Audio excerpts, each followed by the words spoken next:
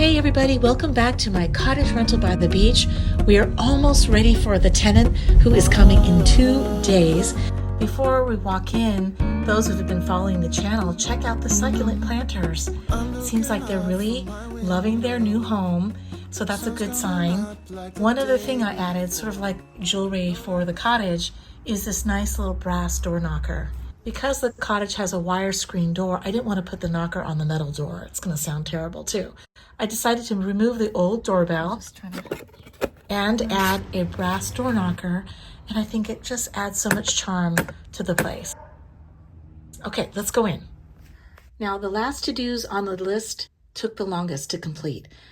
Now, I wanted a unique, kind of chic TV stand, and here's a sneak peek. Oops, I don't want to show you the whole thing because I want to show you how I did it in a minute. Now, first I had to find a way to refresh this ugly wood painted counter, and it took me days and 3 different kinds of paint strippers to remove the years of red varnish. But the wood underneath was ugly. I thought as I sanded and sanded and sanded that it would reveal the promise of beautiful wood underneath, and it didn't. The wood was stained, it had black stains on it. I'm like, what is happening? I had to do a major pivot because the tenant was coming in soon. So, okay, thanks to Black Sheep House. I have to thank this content creator. She's amazing and so generous. She shares her secret for a Pottery Barn dupe that will create a faux, sort of white oak, coastal, beautiful wood-looking countertop. And this is how I did it. First things first, especially with something this red, if I put paint on top of this, a wash on top of this, the red will start to bleed through. It just will. So you have to use a primer. And I use, as well as Black Sheep House, Zinsser 123.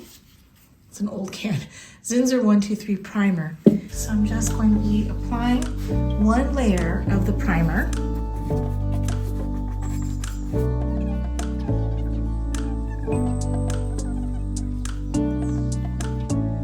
Let the primer dry overnight. I wanted everything to be perfect. I had no room for error, so you should do the same. Just let it dry overnight. All right, so the next layer she suggested it's a color called Rugged Tan, and it is Home Depot's brand Behr, B-E-H-R, and the key is the tan color, Rugged Tan, because she spent months and months, I don't even know, maybe a year, to find the perfect match, the undertone match of a Pottery Barn coastal faux wood grain finish on the furniture. You're going to paint 2 coats of the tan paint color. Make sure and let plenty of time to dry in between coats.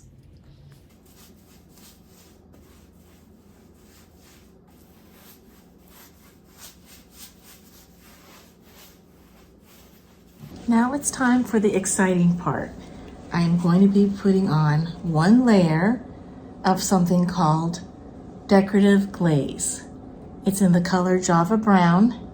It's by Rust-Oleum, and it will be a transparent color glaze, or kind of like a color wash. I'll be using different kinds of brushes and combs to give it a grain look, a wood grain look. So with a regular brush, I'm going to apply the glaze. It's so exciting. And then, according to Black Sheep House, and I'm hoping she's guiding me very well in this project, she said not to go too thick with the layer, okay, of glaze. All right, so here we go. All right. Okay. It's gonna go on.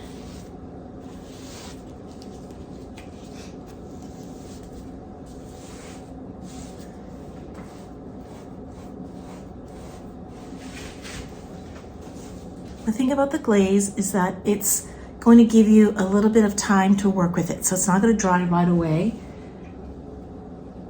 So you're going to have playtime with it.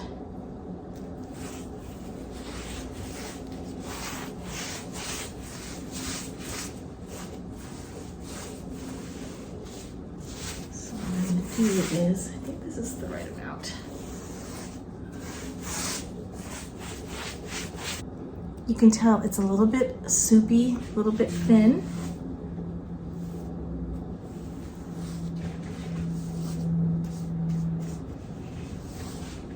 I just want to make sure that I don't go too heavy with it. So now I am going to take my wide deck brush. Any brush with a lot of, that's wide with some soft bristles will do for this first pass. So you're just going to take and drag your paintbrush all the way in, down the line. And what you're doing is you're picking up a little bit of the glaze at a time.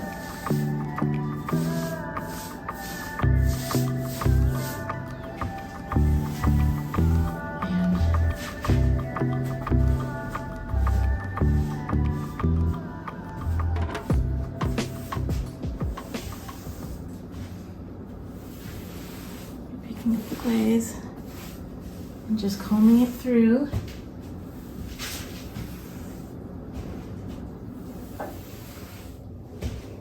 The woman at Black Sheep House suggested to use different brushes for a little bit of a variation of texture. So that's what I'm going to do.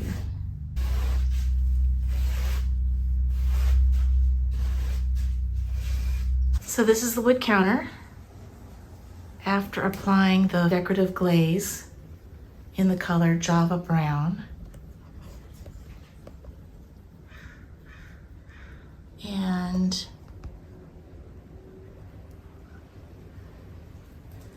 there are some, some nicks in the table, but that's okay. That's part of the beauty of the wood. But from where we were before,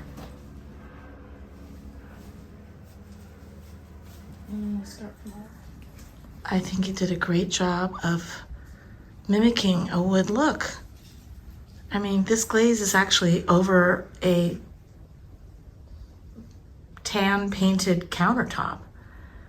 And then with the faux glaze on top, it really does mimic the look of a wood grain because there really isn't any. I'm going to be working on this idea I had in my head, but it's basically taking a vintage trunk that I bought at a resale shop. It's in okay condition, but I didn't want to pay a lot. Any of the metal pieces, like the lock and these little hinges, I am going to de-rust it as much as I can, and then I'll add a little bit of this wonderful brass sort of rub and buff metallic paint into the metal parts. Okay. One of the things I noticed that this trunk is missing all of its original leather straps. So I bought a replacement leather strap for each side.